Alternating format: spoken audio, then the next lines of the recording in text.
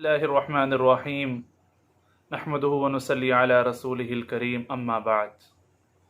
اولاد کی تربیت کے حوالے سے آج ہمارا دوسرا سبق ہے کہ ہم اپنی اولاد کو کیسے ان کی صلاحیتوں میں اضافہ کر سکتے ہیں۔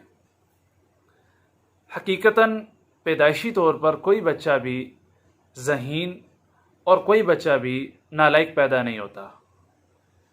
آس پاس کا ماحول اور معاشرہ اور گھر کے افراد اور ان کی باتیں یا اس بچے کو ذہین بنا دیتی ہیں۔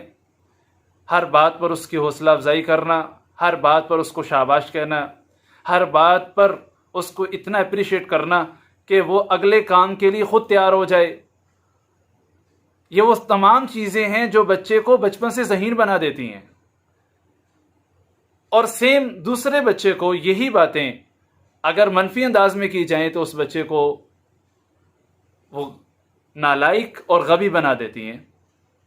مثال کے طور پر ایک بچہ وہ بالکل ابتدائی طور پر اپنی تعلیم کے مراحل میں ہے اور وہ اس میں کچھ کم نمبر لیتا ہے یا نالائکی کا اظہار کرتا ہے یا لاپرواہی کا اظہار کرتا ہے، تو اگر تو ہم اس کو اس وقت ڈسکریج کریں گے اور ہم اس کو تانے دیں گے اور ہم اس کو گالی دیں گے تو یہ بچہ ہمیشہ کے لیے نالائق بن جائے گا۔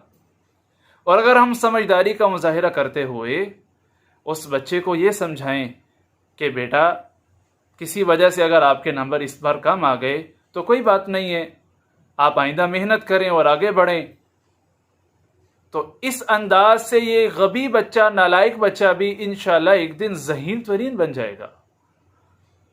تو ہم کوشش کریں کہ ہر موقع پر اپنی اولاد کی، چاہے وہ بالکل چھوٹا بچہ ہے، چاہے درمیانی عمر کا ہے، چاہے جوان ہو چکا ہے، ہم ہر موقع پر اس کی مناسب حوصلہ افزائی کریں، اس کو ڈسکریج نہ کریں۔ ہمیشہ انسان کے جذبات وہ تب ٹوٹتے ہیں جب اس کو ڈسکریج کیا جاتا ہے۔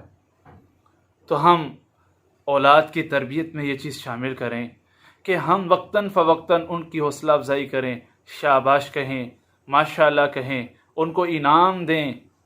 یہ وہ تمام چیزیں ہیں جو ان کی صلاحیتوں میں مزید اضافہ فرمائیں گی۔ اللہ ہم سب کو عمل کی توفیق عطا فرمائیں۔ السلام علیکم ورحمۃ اللہ وبرکاتہ۔